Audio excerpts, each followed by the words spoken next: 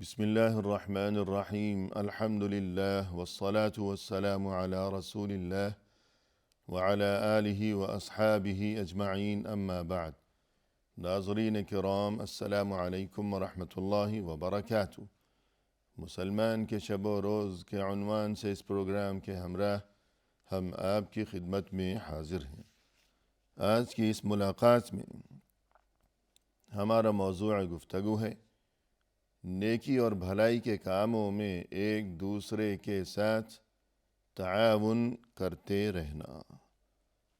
قرآن کریم میں اللہ سبحانہ و تعالی نے ارشاد فرمایا ہے وَتَعَاوَنُوا عَلَى الْبِرِّ وَالتَّقْوَى وَلَا تَعَاوَنُوا عَلَى الْإِثْمِ وَالْعُدْوَانِ۔ نیکی اور پرہیزگاری کے کاموں میں تم ایک دوسرے کے ساتھ تعاون کرتے رہا کرو، اور یہ کہ گناہوں کے کاموں میں اور ظلم و زیادتی کے معاملات میں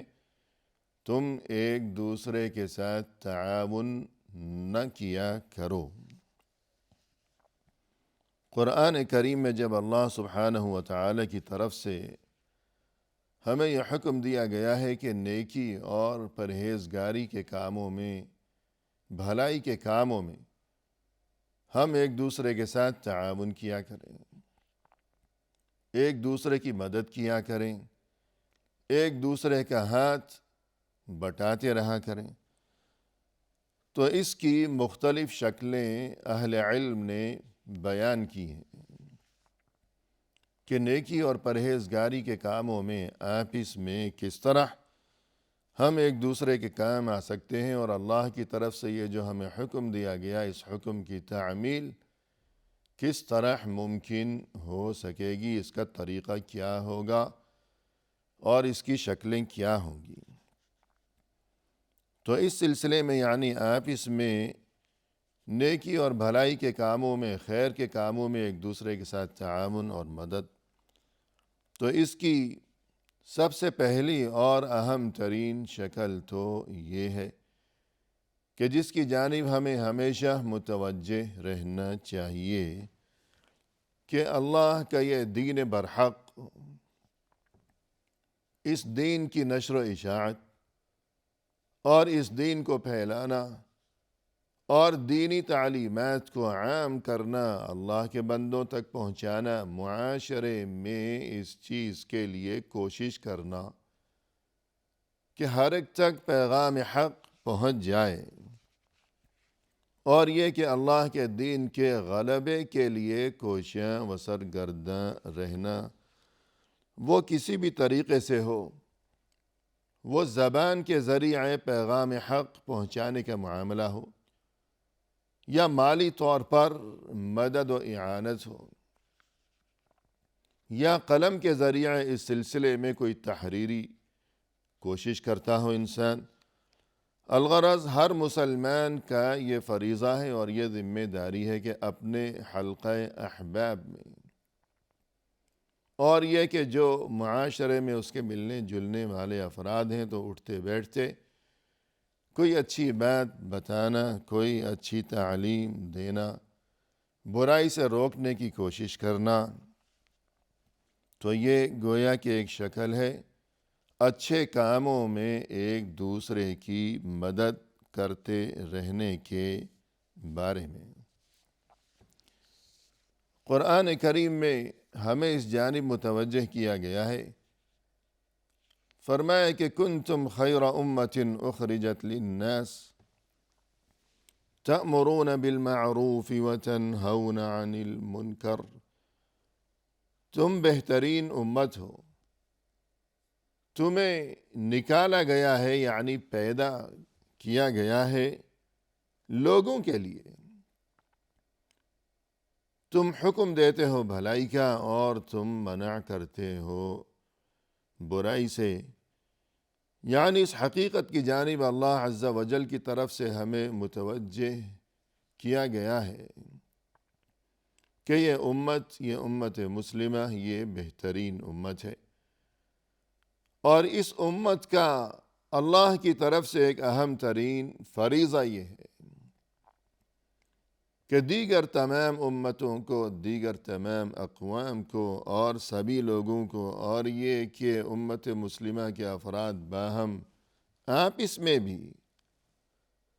ایک دوسرے کی رہنمائی کا فریضہ انجام دیا کریں، کہ ہمیشہ اس چیز کی کوشش ہو کہ حکمت و دانش کے ساتھ اور پیار اور محبت کے ساتھ اور نرمی کے ساتھ ایک دوسرے کو بھلائی کا حکم دیتے رہنا، اور یہ کہ برائی سے منع کرتے رہنا، کہ اس سلسلے میں جو بھی آداب ہمیں بتائے گئے ہیں اور جو بھی تعلیمات ہمیں دی گئی ہیں، ان کا خیال رکھتے ہوئے، انہیں ملحوظ رکھتے ہوئے امر بالمعروف و نہی عن المنکر کا فریضہ انجام دیتے رہنا۔ اور اسی طرح یہ جو حکم ہے کہ آپ اس میں نیکی اور بھلائی کے کاموں میں ایک دوسرے کے ساتھ تعاون کرتے رہا کرو، تو اس کی ایک شکل اور ایک صورت یہ بھی ہے کہ ایک دوسرے کی جو ضروریات ہیں، پریشانیاں ہیں، تو اگر انسان کو اللہ نے حیثیت دی ہو تو وہ دوسروں کی ضرورتیں پوری کیا کرے، اور آپ اس میں ایک دوسرے کی مدد کا جذبہ ہو سبھی کے دل میں، نہ یہ کہ نفسا نفسی کا معاملہ ہو اور یہ کہ خود غرضی کی زندگی گزارا کرے مسلمان۔ رسول اللہ صلی اللہ علیہ وسلم نے فرمایا، من فرج عن مؤمن کربة من کرب الدنیا فرج اللہ عنہ کربة من کرب یوم القیامہ، جس کسی نے دنیا میں کسی مومن کی کسی تکلیف کو دور کیا، اللہ قیامت کے دن اس کی تکلیفیں دور فرمائے گا۔ یعنی ظاہر ہے کہ قیامت کے دن کی جو تکلیف ہوگی، پریشانی ہوگی، وہ تو بہت ہی نازک ترین معاملہ ہوگا، وہاں کی تکلیف تو بہت بڑی تکلیف ہوگی، لیکن خوشخبری یہ دی گئی کہ جو کوئی دنیا میں دوسرے کی کوئی تکلیف دور کرے گا، اس کی مدد کرے گا، اس کا ساتھ دے گا، تو نتیجہ یہ ہوگا کہ اللہ کی طرف سے قیامت کے دن اس کی وہاں کی آخرت کی تکلیفوں کو دور کیا جائے گا۔ اور فرمایا رسول اللہ صلی اللہ علیہ وسلم نے، خیر الناس انفعهم للناس، لوگوں میں بہترین شخص وہ ہے کہ جو دوسروں کو نفع پہنچایا کرتا ہو، دوسروں کو فائدہ پہنچائے، دوسروں کے کام آتا ہو جو انسان، تو یہ بہترین انسان ہے۔ اور فرمایا رسول اللہ صلی اللہ علیہ وسلم نے، لَأَنْ أَمْشِيَ مَعَ أَخٍ فِي حَاجَةٍ أَحَبُّ إِلَيَّ مِنْ أَنْ أَعْتَكِفَ فِي هَذَا الْمَسْجِدِ شَهْرًا، اگر میں کسی کام کے سلسلے میں اس کے ساتھ چلوں، کہیں جاؤں، یہ بات مجھے زیادہ پسند ہے اس سے کہ میں اس مسجد میں، یعنی مسجد نبوی میں، ایک مہینہ مسلسل اعتکاف کیے بیٹھا رہوں۔ مسجد نبوی میں مسلسل ایک مہینہ اعتکاف سے زیادہ پسند ہے یہ بات کہ میں تھوڑی دیر کے لیے کسی کے ساتھ جاؤں، اس کے کسی کام کاج کے سلسلے میں۔ یہ رسول اللہ صلی اللہ علیہ وسلم کے جذبات ہیں، تو پھر ظاہر ہے کہ ہمارے بھی ایسے ہی جذبات ہونے چاہیے۔ اور اسی طرح اگر کوئی ضرورت مند ہے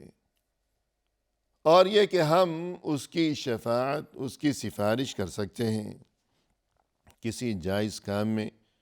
تو اس کی سفارش کی جانی چاہیے تاکہ اس کا کام بن جائے، اس کی مدد ہو سکے۔ فرمایا قرآن کریم میں، من یشفع شفاعۃ حسنۃ یکن لہ نصیب منہا، جو اچھائی کے معاملے میں کسی کی سفارش کرے گا تو اس کے لیے اس میں سے حصہ ہوگا، یعنی اجر و ثواب ہوگا۔ رسول اللہ صلی اللہ علیہ وسلم نے فرمایا کہ اشفعوا تؤجروا، تم سفارش کیا کرو، تمہیں اجر و ثواب سے نوازا جائے گا، یعنی اگر کوئی جائز معاملہ ہو اور یہ کہ ہمارے بس میں وہ چیز ہو، اللہ نے ہمیں اتنی حیثیت دی ہو کہ ہم اس کی سفارش کر سکیں، تو پھر ایسے میں سفارش کی جائے، تو یہ بھی ایک شکل ہے نیکی اور بھلائی کے کاموں میں ایک دوسرے کے ساتھ تعاون کرنے کے معاملے میں۔ اسی طرح اس سلسلے میں ایک شکل یہ بھی ممکن ہے کہ مظلوم کی مدد کی جائے، کہ ہمارے سامنے کسی پر ظلم ہو رہا ہو، زیادتی ہو رہی ہو، اب انسان کو چاہیے کہ وہ لا تعلق رہنے کی بجائے کوئی ترکیب سوچے، کوئی طریقہ سوچے، اور یہ کہ دوسروں کو بھی اس جانب متوجہ کیا جائے کہ اس کے لیے اس مشکل سے نجات اور مظلومیت کی زندگی سے اسے بچانے کے لیے کوئی انتظام کیا جانا چاہیے۔ رسول اللہ صلی اللہ علیہ وسلم نے فرمایا انصر اخاک ظالما او مظلوما، تم اپنے بھائی کی مدد کرو، خواہ وہ ظالم ہو یا مظلوم ہو، یعنی مسلمان بھائی، ہر مسلمان کو چاہیے کہ وہ دوسرے مسلمان کی ضرور مدد کرے، خواہ وہ ظالم ہو تب بھی اس کی مدد کرے، اور اگر وہ مظلوم ہو تب بھی اس کی مدد کرے۔ قالوا یا رسول اللہ، لوگوں نے تعجب کی کیفیت میں عرض کیا کہ اے اللہ کے رسول، ننصرہ مظلوما فکیف ننصرہ ظالما، اگر تو وہ مظلوم ہو تب تو ہم اس کی مدد کریں گے، یہ بات تو سمجھ میں آتی ہے، لیکن اگر وہ ظالم ہو تو ہم اس کی مدد کریں، کیسے کریں؟ اور آپ نے ارشاد یہ فرمایا ہے کہ وہ ظالم ہو تب بھی اس کی مدد کرو، تو یہ بات ہم سمجھ نہیں پائے۔ قال تردعه عن الظلم فذلك نصرك ایاہ، اگر وہ ظالم ہو، کسی کے ساتھ ظلم و زیادتی کا ارتکاب کر رہا ہو، تب تم اسے اس ظلم سے باز رکھنے کی کوشش کرو، ظلم سے روکو، منع کرو، تو یہ اس کی مدد ہے۔ یعنی ہمارے سامنے اگر کوئی ظلم کر رہا ہو کسی کے ساتھ، ہم اسے سمجھائیں، ہم اسے نصیحت کریں، اور کسی بھی طرح ہم اسے اس ظلم سے باز رکھنے کے لیے کوئی ضروری تدبیر کریں، کوئی مناسب ترکیب کی جائے۔ اور اسی طرح یہ جو حکم ہے کہ نیکی اور بھلائی کے کاموں میں ایک دوسرے کی مدد کیا کرو، تعاون کیا کرو، تو اس کی ایک شکل یہ بھی ہے کہ اگر دو انسانوں میں ناراضگی ہو تو ان میں صلح کی کوشش کی جائے، فکر کی جائے، جسے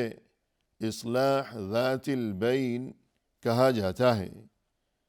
کہ آپس کی رنجشوں کو دور کرنا، کہ دو مسلمانوں میں اگر آپس میں رنجش ہو گئی ہو تو وہ خود آپس میں بھی اس رنجش پر اڑے رہنے کی بجائے اسے ختم کرنے کی کوشش کریں، اور مزید یہ کہ اگر ہمارے علم میں یہ بات آئی کہ خود ہمارا معاملہ نہیں ہے بلکہ دوسرے کوئی دو افراد ہیں کہ ان میں آپس میں ناراضگی ہو گئی ہے، تو ہمیں چاہیے کہ انہیں ان کے حال پر چھوڑنے کی بجائے ہم آگے بڑھیں اور ان میں صلح کی اور بہتری کی کوشش کی جائے۔ یہ بہت بڑا کار خیر ہے اور اس کی بڑی ترغیب وارد ہوئی ہے۔ قرآن کریم میں ارشاد ہوا فاتقوا اللہ واصلحوا ذات بینکم، تم اللہ سے ڈرو اور اپنے آپس کے تعلقات کو ہمیشہ درست رکھو، خوشگوار رکھو۔ رسول اللہ صلی اللہ علیہ وسلم نے ارشاد فرمایا ہے، الا انبئکم بافضل من درجۃ الصیام والصلاة والصدقہ، کیا میں تمہیں نہ بتا دوں ایک ایسا عمل کہ جو نماز اور روزے اور زکوٰۃ سے بھی بہتر ہے؟ قالوا بلا، لوگوں نے عرض کیا کہ ضرور، ارشاد فرمائیے۔ قال اصلاح ذات البین، تب آپ صلی اللہ علیہ وسلم نے فرمایا کہ آپس کے تعلقات کو خوشگوار رکھنا۔ فإن فساد ذات البین ہی الحالقہ، اس لیے کہ آپس کے تعلقات اگر بگڑ گئے تو یہ چیز مونڈ دینے والی ہے۔ حالقہ، حلق، حلق کے معنی بالوں کو مونڈ ڈالنا، کہ جس طرح حلاق ہوا کرتا ہے بالوں کو مونڈنے والا، جسے اردو میں حجام کہا جاتا ہے۔ تحلق الدین ولا اقول تحلق الشعر، کہ آپس میں جو ناراضگیاں ہوا کرتی ہیں یہ مونڈ دینے والی چیز ہے، لیکن یہ بالوں کو نہیں مونڈتی، یہ تو دین کو مونڈ ڈالتی ہے، دین کا صفایا کر ڈالتی ہے یہ آپس کی ناراضگی، کے جہاں ناراضگیاں ہوں گی تو پھر وہاں دین کا صفایا ہو جائے گا، کہ آپس میں جھگڑے ہوں گے، نفرتیں ہوں گی، دشمنیاں ہوں گی، غیبتیں ہوں گی، چغلیاں ہوں گی، تو پھر دین کا وہاں کوئی وجود باقی نہیں رہے گا۔ اور اسی طرح نیکی کے کاموں میں آپس میں ایک دوسرے کی مدد کرتے رہنا، تو اس کا ایک طریقہ یہ بھی ہے کہ راستے میں اگر کوئی تکلیف دہ چیز پڑی ہوئی نظر آئے تو ہمیں چاہیے کہ ہم آگے بڑھیں، اور ایسا نہ ہو کہ اس چیز کو دیکھتے ہوئے، نظریں چراتے ہوئے بس ہم وہاں سے گزر گئے، بلکہ آگے بڑھ کر اس چیز کو وہاں سے ہٹانا چاہیے، تاکہ کسی کو ٹھوکر نہ لگے، کوئی پھسل نہ جائے، اگر کانٹا ہے تو کسی کو وہ کانٹا چبھ نہ جائے۔ رسول اللہ صلی اللہ علیہ وسلم نے فرمایا، وَتُمِيطُ الْأَذَىٰ عَنِ الطَّرِيقِ صَدَقَةٌ، کوئی تکلیف دہ چیز اگر تم نے راستے سے ہٹا دی تو یہ بھی تمہارے لیے صدقہ ہے۔ الغرض، حکم یہ ہے کہ نیکی اور بھلائی کے کاموں میں ہمیشہ ایک دوسرے کے ساتھ تعاون کیا کرو، اور اس تعاون کی بہت سی شکلیں ہیں، جن میں سے کچھ شکلوں اور کچھ طریقوں کا آج کی اس ملاقات میں ہم نے تذکرہ کیا۔ اسی کے ساتھ ہمیں دیجیے اجازت۔ وآخر دعوانا ان الحمد للہ رب العالمین۔